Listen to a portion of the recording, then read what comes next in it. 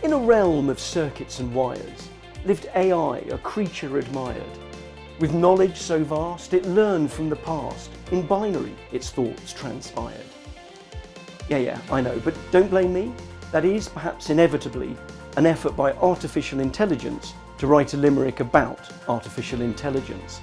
Clearly, poets can rest easy in their beds and the improvement of AI can't come quick enough. But what does that new future of an improved AI world actually look like?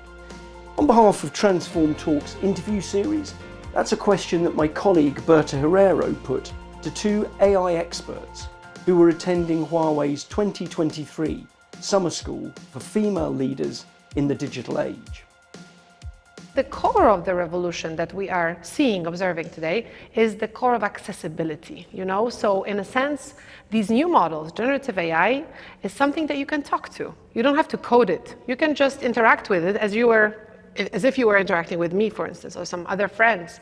And I think that intuitive type of interaction where you use natural language, you just access a website and you talk to the model, you ask it a question, you give it a task, and it fulfills that, being prompted by you, that is the big dramatic difference of really democratizing AI and making it very mainstream. The biggest problem is that most of the people are not aware of that we are living in an empire of algorithm, and this is the huge problem.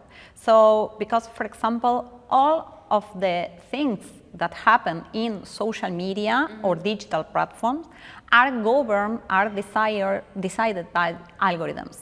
So most of the things that happen, and most of the time the decisions that we made are manipulated, are influenced by AI. So we are governed by algorithms. The accessibility component when it comes to the tool itself is there.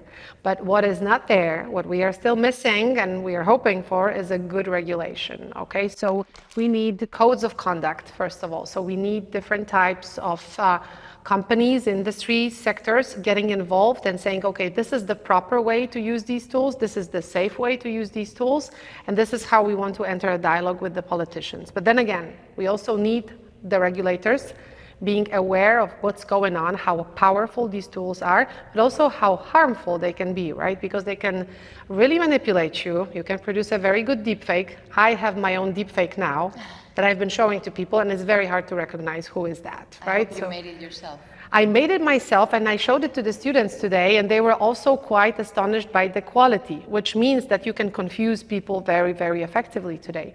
So I think what we need now to really democratize AI is to make it more transparent, find trustworthy usages of it, and make sure that we are in charge and control. And that's, I think, the most important thing, and it can only be achieved through an ambitious regulation. One is coming up in Europe. Hopefully it will become a standard also for the United States and elsewhere. We need the perspective of all different disciplines in AI, because AI is not just one technology. It's not just one phenomenon related to programmers. No, it's a technology that is impacting in all the society in different disciplines, and especially is a phenomenon that can impact in gender gap, in stereotypes, in human rights. So for that reason, it's very important to have the vision, the view of the different disciplines and different social science. For young women who are really interested in artificial intelligence, this is your time.